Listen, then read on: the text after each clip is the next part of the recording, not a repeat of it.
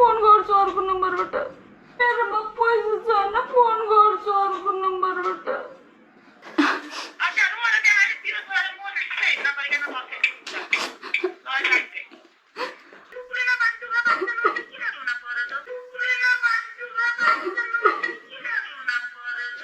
border पार गए भन्छे अनि म त कस्तो कस्तो लाग्छ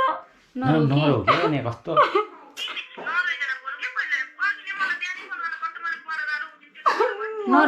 पैसा थिएन अनि मैले सबुलाई फोन गरेँ सागर सरलाई फोन गरेँ बिनाजुलाई भने अनि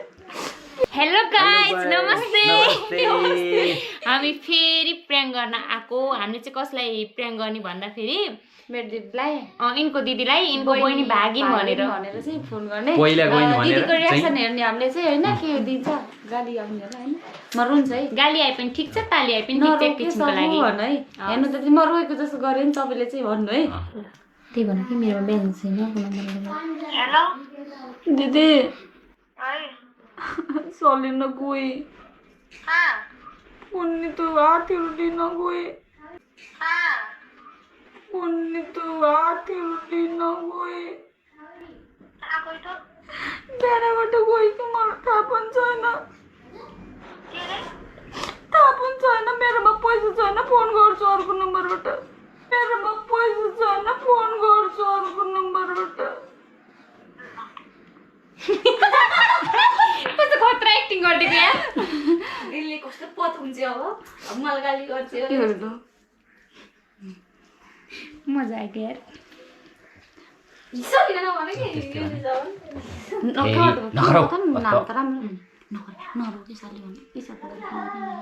हेलो बिहान गयो कि ईसाको नम्बरबाट फोन गर्यो border पार गए भन्छे अनि म त कस्तो कस्तो लाग्छ नम्बर हो के नि कस्तो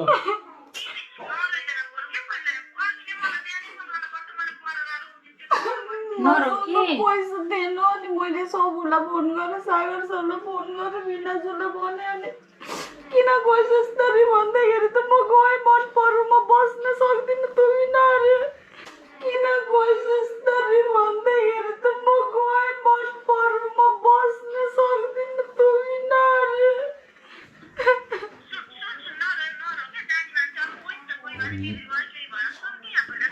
अब मैले त्यही भनिरहेको छु दिदी यिनलाई सम्झाइरहेको छु अब आखिर एक दिन जसरी बिहे गर्नै पर्छ भनेर सम्झाएको छु रोको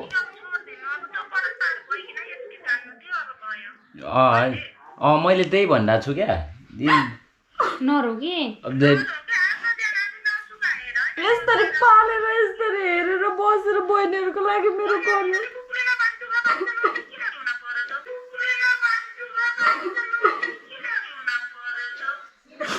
तँलाई टेन्सन हुन्छ भनेर बिहान भन्नु मैले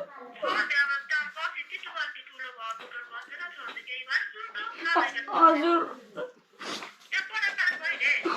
border पार भयो बिहान हेर्छु भन्दा आफ्नो जन्म दर्ता मागेको थिएँ फोटो खिच्छु भनेर हिजो अनि त्यो एनसिसी ट्रेनिङको त्यो कार्डहरू पनि थियो सबै सर्टिफिकेटहरू पनि निकालेर लिएर गएको म त के थाहा भयो घुम्न जान्छु भने म त जा भने अनि कुन्नी कहाँ जान्छु भने त्यसको यता दिदी आएर रहेछ अनि त्यसैसित गइ थिएँ आएर रहेछ नि ल्याउन अब बिहानै 4 बजेतिर गेट त खोलेको थियो के रे दिदी उमा गइक्यो के त के भन्छ नि त्यो मर्निङ वाक जान्छ नि त त्यो पहिला त्यही गएँ म त सन्चो छैन 2 दिनदेखि अनि म सुतेछु अनि फेरि मैले फोन गर्दाखेरि फोन काटिदिन्छु अनि ईश्वरकोबाट फोन आएर त भन्छ कि गई मामी भागेर अरे अहिले त लाग्दैन इन्डियाको नम्बरमा लाथ्यो के अरे अहिले त फोन काट्यो नि मलाई त केही खाना नि खाइ छैन निले बिहानदेखि मैले कति भनेको टेन्सन नगर खानासाना खाऊ अब के गर्नु जे हुनु भइहाल्यो भनेको छु मान्दै मान्दिनन् केही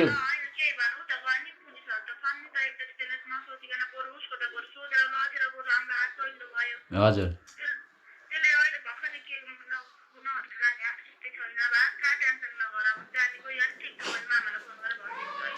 मैले पनि त्यही भनेको टेन्सन नै बिहान त थाहा भएन दिदी अघि भर्खरै फोन गरेर म पनि भर्खरै आइकेम अनि पछाडि रोको रोइ छिन् अघिदेखि खाना पनि केही खाइहिँडेन अरे बिहानदेखि खाऊ भन्दा पनि मान्दिनन् नरो के तँलाई थाहा छ नि मैले कसरी बहिनीहरूलाई हेरेर बसेछु मैले कति धेरै यिनीहरूको लागि सङ्घर्ष गरेर बसेछु दिदी हेर्नु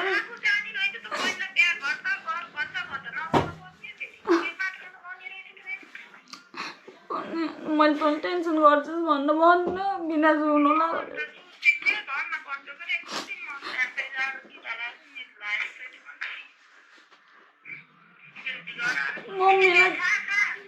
मम्मीलाई थाहा छैन मम्मीलाई थाहा छैन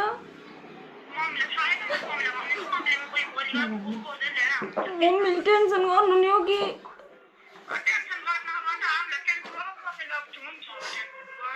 त्यत्रो त्यसको लागि त्यत्रो खर्च गरेँ त्यत्रो गरेँ मैले त्यसले ल्याएर यसरी गएन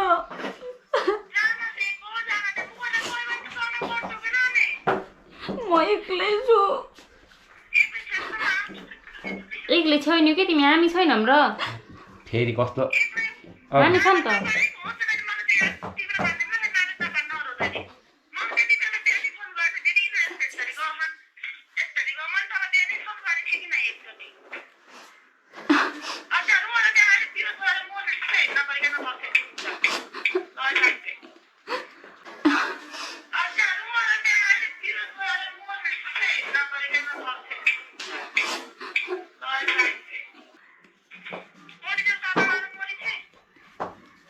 बुवालाई के भनिदिन्छ यस्तो कुनै कपडा त देउटो आफ्नो कालो झोला लगाएर गएछ के अरे कुनै बिहान त मर्निङ वाक जान्छु भनेर गयो कि अनि म त थाहा पनि भएन म सुतेको थिएँ सन्चो छैन गइ चाहिँ के हेर्छु भन्दा झोला नि छैन अनि फेरि आफ्नो त्यो नयाँ नयाँ ज्याकेटहरू मात्र कपडा अनि मेरो एकजोड सुट पनि छैनन् रातो सुट सिलाउने मसित गराको नम्बर त छैन गराको त्यसको दिदीको आइडी छ मसित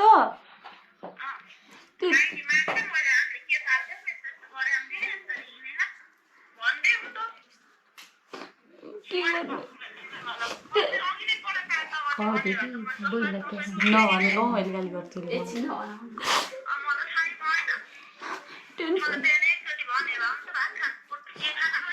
टेन्सन भएछ कस्तो टेन्सन भएछ कस्तो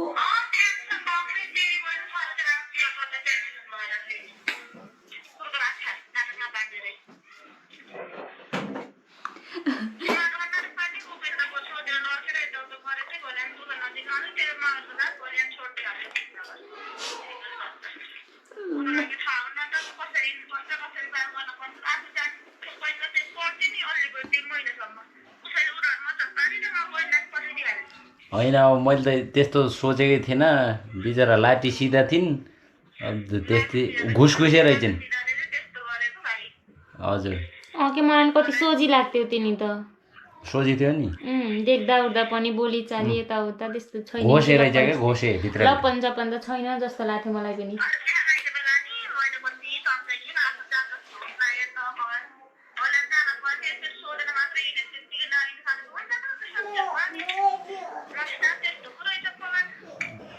होइन बिहा गर्नु थियो भने पनि त घर एकचोटि कुरा गरेर सरसल्लाह गरेर गएको भए पनि त हुन्थ्यो नि भाग्नै त अनि भाग्नु नै त पर्थेन नि यिनले अब कति दुःख गरेर बहिनी बहिनी भनेर कति गर्छिन् भाइ जतिखेर पनि दिदीहरू भनेर बहिनीहरू भनेर कति गर्छिन् यस्तो गरेर त जसलाई नि मन दुखिहाल्छ नि होइन दिदी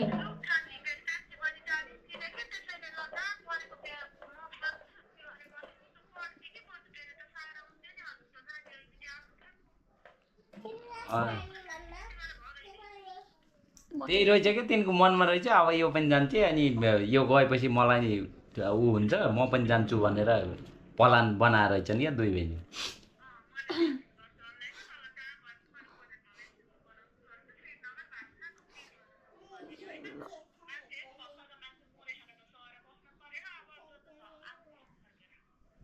अब आउनै पर्छ नि 2-4 दिन अब ऊ राम्रो लाएर त्यसरी गएर त्यो अब के अरे आफ्नो अनि आफ्नो फ्यामिलीबाट बाहेक भए पनि भोलि त माइती त चाहिएला माइती सम्झेर त फेरि आउनु पर्ला अनि दिदी मैले फेरि फोन गर्छु उठाए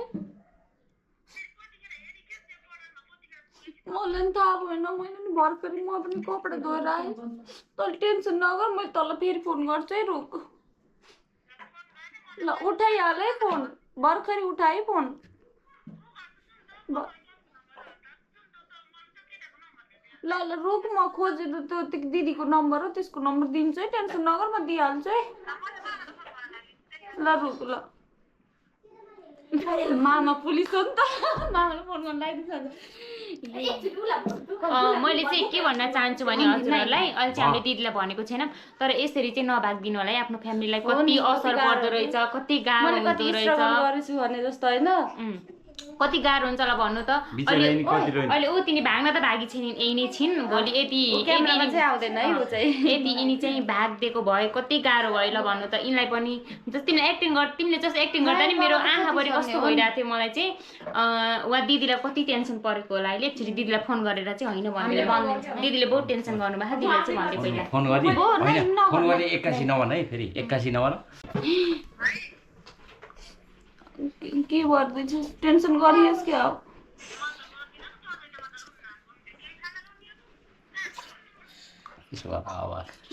मैले नि गर्दिनँ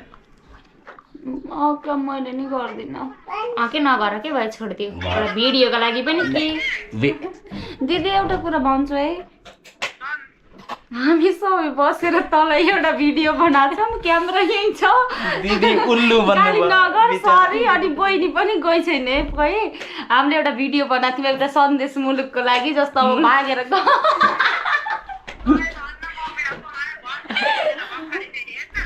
सरी दिदी हामीले चाहिँ एउटा सन्देशमूलक एउटा भिडियो बनाएको थियौँ हामीले चाहिँ हजुर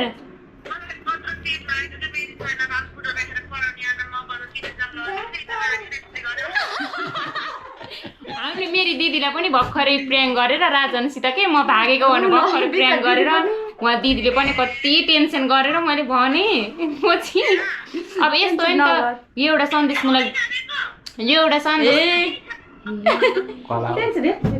एउटा सन्देशमूलक भिडियो बनाएको दिदी छोड लाउ क्या है छोरी यही हुनुहुन्छ गर्न छैन बे है टेन्सन नगर हामीले प्र्याङ्क गरेको के प्र्याङ्क भिडियो बनाएको हो क्या नानी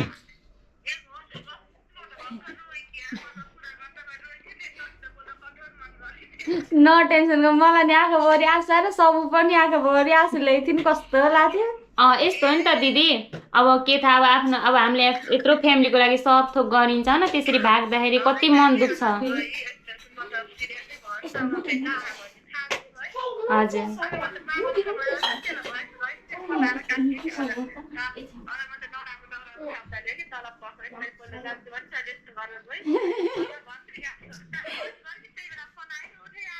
त्यही त ल है दिदी हामीलाई माफ गरिदिनु होला सरी है दिदी नरिसास है यस्तै तपाईँ जे बोल्न त्यही भिडियो आउँछ के थाहा हुन्छ र हामीले अझ राम्रो बोल्थ्यो अरे अझ फेरि राम्रो बोलेस् त्यो तपाईँलाई थाहा भएको भए त्यति रिएक्सन पनि आउँथेन यति पनि भन्नुहुन्थेन होला नि त त्यही भएर नभनिकन गरेको ए अझ भन्थ्यो अरे ए ल है दिदी